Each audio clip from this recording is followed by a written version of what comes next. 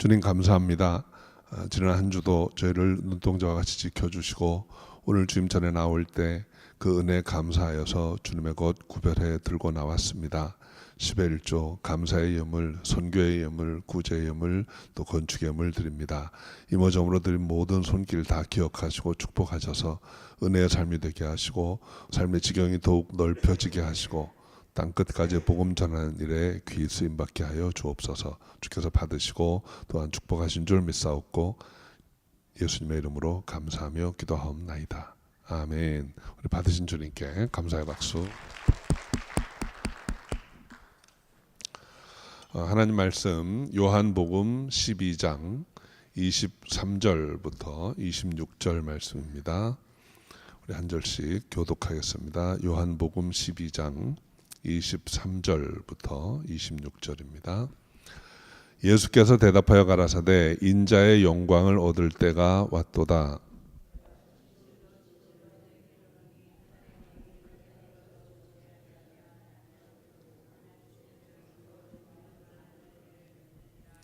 자기 생명을 사랑하는 자는 잃어버릴 것이요 이 세상에서 자기 생명을 미워하는 자는 영생하도록 보존하리라. 사람이 나를 섬기려면 나를 따르라. 나 있는 곳에 나를 섬기는 자도 거기 있으리니 사람이 나를 섬기면 내 아버지께서 저를 귀히 여기시리라. 아멘.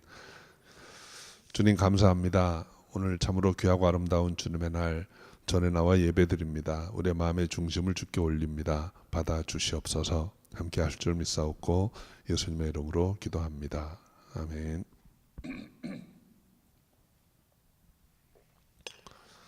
사순절 이제 다섯째 주일입니다.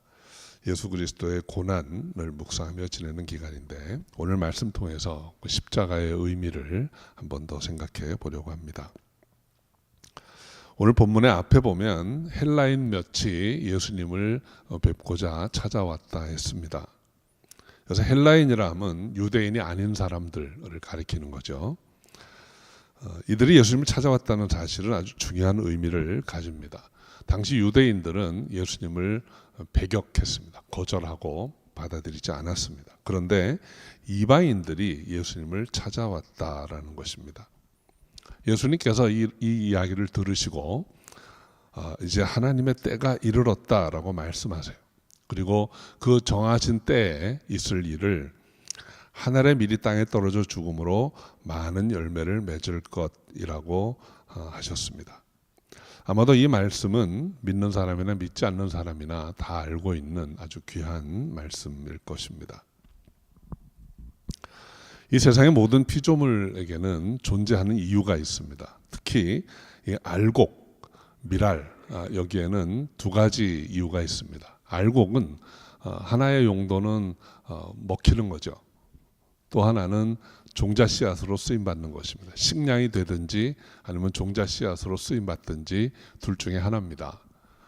그래서 여러분 오래전에 이집트의 어느 피라밋에서 2000년도 넘은 알곡이 그대로 그 형태대로 발견된 적이 있어요. 학계에서는 아주 귀한 자료라고 이렇게 여겼지만 사실 그 알곡을 가만히 생각해 보면 그처럼 불행할 수가 없습니다. 식량으로 쓰이지도 못하고 종자씨로 쓰이지도 못하고 2000년을 그냥 그대로 있었던 거예요. 여러분 하나님이 우리를 왜 지으셨는가 하는 것을 생각해 보셔야 합니다. 하나님 우리를 지으신 데는 목적이 있습니다. 근데 그 목적대로 쓰임받지 못하고 엉뚱한 이유로 그냥 계속 보존되어 있기만 한다면 그것은 정말 의미 없는 일이 되고 말 것입니다. 그 알곡 안에는 하나님이 만드신 하나님이 계획하신 청사진이 있습니다. 어느 때인가 언젠가 어떤 환경에서 뿌리가 내리고 싹이 터서 장차 많은 알곡을 열매를 맺을 것이라는 그림이 그려 있는 거예요. 그것이 비전입니다.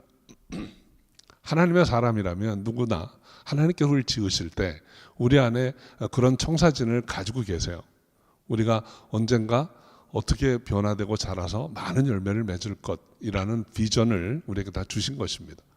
그런데 그걸 이뤄보지도 못하고 그냥 계속 그 알곡 상태로만 있다면 그것처럼 안타깝고 답답한 일이 또 어디 있겠습니까? 오늘 예수님은 예수님 안에 하나님이 가지고 계신 계획을 이룰 때가 이제 왔다는 거예요. 그것을 이렇게 말씀합니다. 인자가 영광을 얻을 때가 왔다는 것이죠. 예수님의 그 생애를 보면, 복음서의 많은 기사들을 읽어보면 제자들은 예수님이 하루속히 그 영광을 좀 드러내고 사람들에게 인정받기를 원했어요.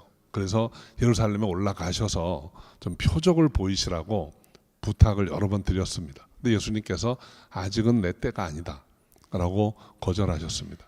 근데 오늘 본문을 보니까 이제 이방인들에게도 예수님에 대한 소식이 전해졌고 저들이 나를 보러 온 이때는 이제 영광을 얻을 때라고 보신 것이죠. 그런데 인자가 어떻게 영광을 얻게 될 것인가 하는 것에 대해서 오늘 24절 오늘 본문 말씀을 주신 것입니다. 하늘의 밀이 땅에 떨어져 죽지 아니하면 하늘 그대로 있고 죽으면 많은 열매를 맺느니라. 이사야서 52장 13절에 보면 예수께서 가라사대 보라 내 종이 형통하리니 밭으로 높이 들려서 지극히 존귀하게 되리라 했습니다. 이 이사야서 말씀에서 높이 들린다라는 말은 장대에 달려서 높이 들린다라는 의미입니다. 십자가의 죽음을 가리키는 것입니다. 예수님께서 십자가에 못 박혀서 높이 들리울 때 그때 영광을 받게 될 것이라고 하신 말씀입니다. 이 요한복음은 예수님이 어떤 분이신지를 아주 신학적으로 또 자세히 설명해 주는 성경이에요. 그걸 보면 예수님께서 내가 생명의 떡이다 이렇게 말씀을 하십니다. 생명의 떡이라. 그래서 나로 말미암아 먹는 자는 결코 줄이지 않을 것이다 이렇게 말씀하셨어요. 그런데 이 말씀과 오늘 이 하늘의 밀이라고 하는 주제를 가만히 묵상해 보면 같은 이야기인 것을 알 수 있습니다. 예수님은 하늘의 밀로서 땅에 떨어져서 많은 열매를 맺게 되면, 여러분 밀이 많은 열매를 맺게 되면 그 밀 가지고 뭐 하겠습니까? 밀 가지고 가루를 내어서 반죽을 해서 떡을 만들 것입니다. 예수님은 그 떡이 되셔서 그 생명의 떡이 되어서 우리에게 주어지실 분이에요. 그리고 우리가 그 생명의 떡을 먹고 영생을 얻을 때 하나님께 영광을 돌리게 된다는 것입니다. 지금 예수님은 바로 그런 분이세요. 이제 주님께서 내가 하늘의 밀알인데 내가 떨어져서 많은 열매를 맺게 될 것이다 라고 하신 말씀입니다. 그런데 여러분 하늘의 밀알이 떨어져서 열매를 맺으려면 두 단계를 거치게 되어 있습니다. 오늘 본문에 첫 번째는 땅에 떨어지는 것이라고 했습니다. 여러분 씨앗이 밀알이 땅에 떨어지는 것은 자기가 가야 할 자리로 가는 것입니다. 밀알이 땅에 떨어지지 않고 그릇에 담겨 있으면 아무 일도 일어나지 않습니다. 곡식의 나달은 장식용으로 이쁘게 포장해서 벽에 걸어놓으라고 있는 게 아니죠. 그것은 때가 되면 땅에 떨어져서 심어져야 되는 것입니다. 땅에 뿌려진다고 하는 것, 이것은 낮은 곳으로 내려오는 것입니다. 예수께서 낮은 곳으로 내려오셨습니다. 빌립보서 2장 5절부터 8절 사이에 보면 그는 본디 하나님의 본체시나 하나님과 동등됨을 취할 것으로 여기지 아니하시고 자기를 낮추셔서 이 땅에 내려오신 분이세요. 낮은 곳으로 내려오는 것, 하나님의 뜻을 이루려면 낮은 곳으로 내려와야 합니다. 이것이 겸손한 것이고 이 겸손을 통해서 우리 하나님의 뜻을 이룰 수 있게 되는 것입니다. 겸손한 것은 열등한 것을 의미하지 않습니다. 우리가 낮은 곳에 내려온다고 하는 것은 자원하는 마음으로 하나님의 뜻을 쫓아서 스스로 나는 아무것도 아니라는 것, 그것을 깨닫고 순종하는 것이 내려오는 것입니다. 그렇게 내려올 수 있는 저 여러분 되시기를 바랍니다. 예수님은 낮은 곳으로 오셨습니다.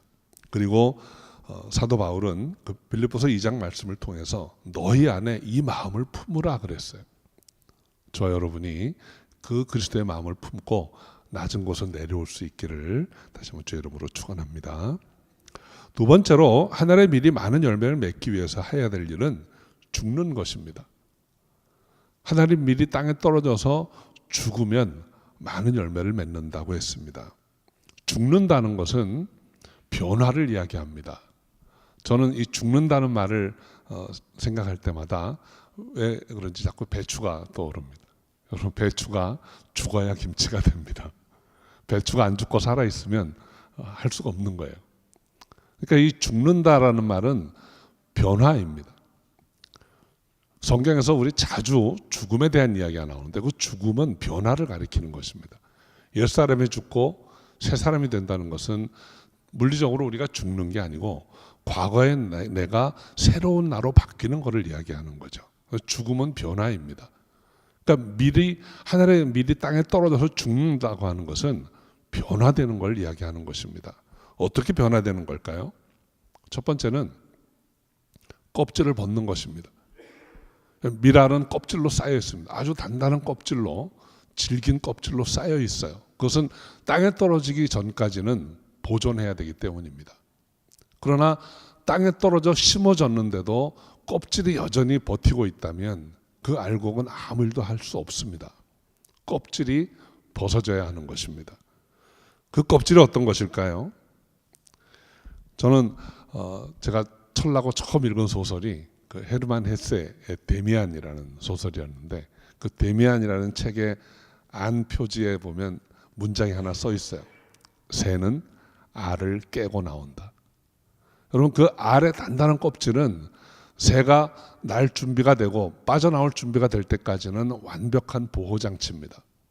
그런데 때가 되었는데도 그 껍질이 여전히 질겨서 새를 못 나오게 막고 있으면 그 새는 죽을 수밖에 없어요. 깨고 나와야 되는데 껍질은 언젠가는 벗어져야 하는 것입니다. 히브리인들은 출애굽해서 광야에 나왔는데 여전히 껍질에 쌓여 있었습니다. 어떤 껍질에 쌓여 있었을까요? 두려움이라는 껍질입니다. 열등감이라는 껍질입니다. 우리는 안 돼. 무서워. 우리의 대적을 보니까 우리보다 훨씬 장대하고 우리가 도저히 감당할 수 없는 적들이다. 라는 그 두려움에 껍질에 쌓여 있었던 것입니다. 그들이 광야로 40년을 돌아다녀야 했던 것은 바로 그 껍질을 깨트리는 작업이에요. 우리 사랑하는 성도 여러분, 여러분 삶에도 껍질이 있을 것입니다. 그게 무엇인지는 각자가 다 다를 거예요. 어떤 껍질을 가지고 있는지 모르지만 여러분이 하나님의 뜻을 쫓아서 땅에 뿌려졌다면 그 다음 해야 할 일은 껍질을 벗는 것입니다. 그 두려움의 껍질을 벗고 연약함의 껍질을 벗고 하나님께 쓰임받는 여러분 되시기를 바랍니다. 변화의 두 번째 단계는 이제 알곡이 분해되는 거예요. 썩어지는 거예요. 여러분, 그 밀알 하나가 썩어져서 없어지지 않으면 거기에서 싹이 나오지도 않고 뿌리가 내릴 수도 없는 것입니다. 그럼 부서져야 합니다. 알곡이 알곡의 형태를 끝까지 유지하려고 하면 아무 일도 일어나지 않습니다. 하나님이 계획했던 일은 일어날 수가 없는 것입니다. 자기 모습을 잃어버리고 부서질 때 비로소 하나님의 뜻대로 성장하고 열매를 맺게 되는 것이죠. 예수님은 이러한 일을 자기를 부인하는 것이라고 말씀하셨어요. 제자들에게 아무든지 나를 따라오려거든 자기를 부인하고 제 십자가를 지고 나를 쫓으라. 자기를 부인한다고 하는 것, 이것이 죽는 것입니다. 25절은 좀 더 구체적으로 말씀합니다. 우리 25절 한번 읽어볼까요? 자기 생명을 사랑하는 자는 잃어버릴 것이요 이 세상에서 자기 생명을 미워하는 자는 영생하도록 보존하리라. 자기 생명을 사랑하는 것은 껍질을 벗지 못한 것, 그런 상태, 혹은 자기 모습을 잃어버리지 않고 유지하려고 하는 것, 이런 모습입니다. 자기 생명을 미워하는 것이 자기 부인이고 껍질을 벗는 것이고 부서지는 거예요. 하나님 앞에 쓰임받도록 내어드리는 것입니다. 그렇게 할 때 하나님께서 진정한 생명으로 인도하시고 보존해 주실 것이라고 했습니다. 우리는 어려움을 당하면 스스로 나를 지키려고 웅크리고 엎드리고 보호하려고 합니다. 근데 그렇게 하면 우리는 보호할 수가 없어요. 산에 이렇게 암벽 등반을 해보신 분들이 얼마나 될지 모르겠는데, 그 암벽 등반 해보시는 분들 중에 아마 그런 것을 잘 이해하실 거예요. 보통 우리 초보자들은 조금 경사가 있는 바위에 올라가게 되면 몸을 바위에다 바짝 붙입니다. 안 미끄러지려고, 안 떨어지려고. 그런데 거기에서 몸을 붙이고 있으면 아무것도 못합니다. 앞으로 나아갈 수도 없고 내려갈 수도 없고 그냥 거기 붙어서 두려워하고만 있는 거예요. 일어서야 됩니다. 일어서야 움직일 수가 있고 나아갈 수가 있는 거예요. 우리는 어려움을 당하게 되면 그냥 껍질 속에 들어가서 웅크리고 있습니다. 그냥 지금대로 안 움직이려고 합니다. 그런데 살아나는 길은 일어서는 거예요. 일어서서 하나님의 손길을 구하는 것입니다. 그렇게 움직일 때 우리는 우리에게 향하신 뜻을 이룰 수 있는 그런 기회가 생기는 것입니다. 우리 사랑하는 성도 여러분, 자기 힘으로 자기 생명을 돌보려고 할 때는 하나님의 도우심을 받지 못합니다. 우리는 하나님의 도우심을 받기 위해서 나 스스로 나를 지키려고 했던 그런 손길을 이제는 거두고 내려놓아야 하는 것입니다. 하나님께 맡길 때 승리할 수 있습니다. 그것이 두려움이라는 껍질을 벗는 것이고 나 스스로 나를 유지하려고 하던 힘을 내려놓는 것입니다. 그렇게 할 때 하나님이 나를 통해서 놀라운 일들을 이루시는 거예요. 그래서 싹이 뿌리가 내리고 싹이 나고 열매를 맺는 그런 아름다운 일들이 일어날 수 있게 되는 것입니다. 예수님은 헬라인들이 당신을 찾아왔을 때 이제 인자가 영광을 받을 때가 왔다라고 말씀하셨습니다. 그 영광은 미랄이 땅에 떨어져서 죽는 것처럼 예수님께서 자신의 신분을 이제는 내려놓고 십자가에 내어주시는 것입니다. 그리고 십자가에 죽으신 후에 3일 만에 부활하심으로 믿는 자들을 생명으로 이끄는 풍성한 열매를 맺게 되는 것이죠. 그리고 나서 제자들에게 말씀하십니다. 우리 26절 한번 같이 읽어보죠. 사람이 나를 섬기려면 나를 따르라. 나 있는 곳에 나를 섬기는 자도 거기 있으리니 사람이 나를 섬기면 내 아버지께서 저를 귀히 여기시리라. 하나의 밀이 땅에 떨어져서 죽으면 많은 열매를 맺는다고 했는데 이 말씀을 듣는 제자들에게는 어떤 의미가 있는가 하는 것을 오늘 본문이 말해줍니다. 제자들에게도 하나의 밀알이 땅에 떨어져 죽는 것처럼 그렇게 하라는 것입니다. 그리고 제자들이 그렇게 할 수 있는 일이 구체적으로 어떤 것인가 하면 나를 따르는 것이라고 했어요. 예수님께서 다른 데서 말씀하셨던 똑같은 이야기입니다. 나를 따르는 것. 나를 따르려면 자기를 부인하고 자기 십자가를 지고 나를 쫓으라 했던 것이죠. 주님을 섬긴다 하면서 여전히 껍질을 벗지 못하고 자기 이기를 고집할 수도 있습니다. 우리 성도 여러분, 우리는 다 하나님의 알곡입니다. 하나님이 우리로 아름다운 열매로 우리를 세우셨어요. 그런데 이 열매된 우리는 우리 안에 하나님 놀라운 계획을 가지고 계세요. 그 비전입니다. 그 하나님의 비전을 이루려면 주님 말씀하신 것처럼 우리는 땅에 떨어져서 썩어져야 합니다. 겸손하게 내려와서 자기를 부인하고 주님을 따라야 하는 것입니다. 이렇게 하기를 거절한다면 우리는 여전히 껍질에 쌓인 채로 그릇에 담겨서 어딘가에 놓여 있게 되는 거예요. 그릇에 담겨서 어딘가에 놓여 있기를 원하는 분이 계십니까? 간혹 우리가 대화를 나누다 보면 늘 미래 시제로 사는 분이 계세요. 하늘의 밀이 땅에 떨어져 죽는 것처럼 주님을 따르고 섬겨야 합니다. 언젠가는 그렇게 되겠죠. 아직은 아닙니다. 근데 여러분, 우리가 땅에 떨어지는 시간을 우리가 정하는 게 아닙니다. 알곡이 언제 파종될지를 스스로 결정하지 않습니다. 그것은 농부가 정하는 것입니다. 또 어떤 분은 난 아직 준비가 안 됐습니다. 준비는 우리가 하는 게 아닙니다. 우리 안에 하나님 모든 비전을 다 주셨어요. 알곡이 자기 스스로 할 수 있고 계획할 수 있는 게 무엇이 있겠습니까? 그 알곡 안에 이미 하나님의 뜻이 다 그려져 있는 것입니다. 우리가 할 수 있는 일은 순종하고 따르는 것밖에 없습니다. 땅에 떨어져서 썩어짐으로 많은 열매를 맺는 저 여러분 되시기를 바랍니다. 주님께서는 지금 그 말씀을 하시고 제자들에게도 그렇게 하기를 원하시는 거예요. 그러니까 너희는 나를 따르라, 이렇게 해라 하는 것입니다. 그 주님의 뜻을 기억하시고 껍질을 벗고 자기를 부인함으로 하나님의 말씀에 순종해서 풍성한 열매를 맺는 저 여러분이 다 되시기를 주 이름으로 축원합니다. 기도하겠습니다. 아버지 하나님, 감사합니다. 오늘도 하나님께서 저희를 사랑하셔서 전에 부르시고 이제 인자가 영광을 얻을 때를 바라보게 하신 것 감사드립니다. 하늘의 밀이 땅에 떨어져 죽지 아니하면 하늘 그대로 있고 죽으면 많은 열매를 맺으리라 하신 그 말씀대로 우리도 겸손하게 주님을 섬기고 따르는, 그러므로 많은 열매를 맺는 하나님의 자녀, 하나님의 사람, 그리스도의 제자가 되기를 소원합니다. 인도하여 주옵소서. 함께 하실 줄 믿사옵고 예수님의 이름으로 기도합니다. 아멘.